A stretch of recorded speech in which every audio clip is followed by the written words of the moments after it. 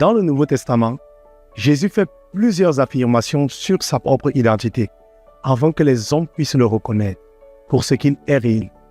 Ces déclarations sont essentielles pour comprendre qui il est et pourquoi il est venu.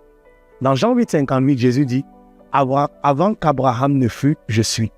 Il fait référence ici à Dieu lui-même qui se révèle à Moïse dans Exode 3,14 en disant « Je suis celui qui suis ». Par cette déclaration, Jésus se présente comme étant Dieu.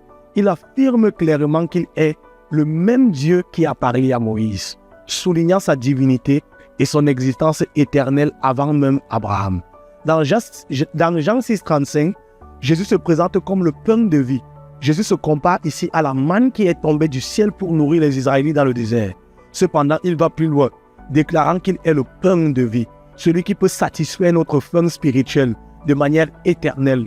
Contrairement à la manne qui se périssait, Jésus ne disparaît jamais et peut nourrir notre âme sans fin. Il est celui qui nous comble pleinement et éternellement. Dans Jean 8,32, Jésus dit qu'il est la lumière du monde. Jésus se décrit comme la lumière qui éclaire le monde, plongé dans l'obscurité du péché. En affirmant cela, il dit qu'il est solution au problème du péché humain. Sa lumière éclaire les ténèbres, apportant justice et salut. Il est le seul à pouvoir dissiper l'obscurité du monde et apporter la vérité et la rédemption.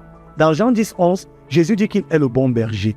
Jésus se compare à un bon berger qui veille sur ses brebis. Le bon berger connaît ses brebis personnellement et il est prêt à tout pour leur bien, y compris à donner sa vie pour elles.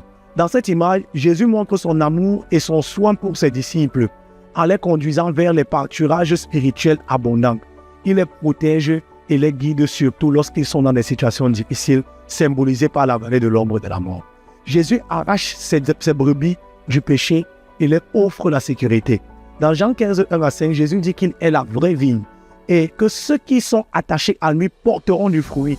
Il utilise l'image de la vigne pour exprimer l'importance de rester en lui.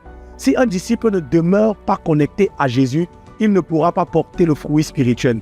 Mais ceux qui restent attachés à lui vivront dans une abondance spirituelle et porteront des fruits qui honorent Dieu.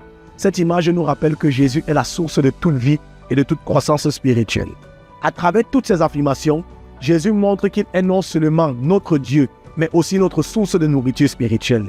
Il est celui qui nous nourrit et qui nous guide, qui nous protège et qui nous transforme. Il est la solution au péché et la clé pour une vie éternelle.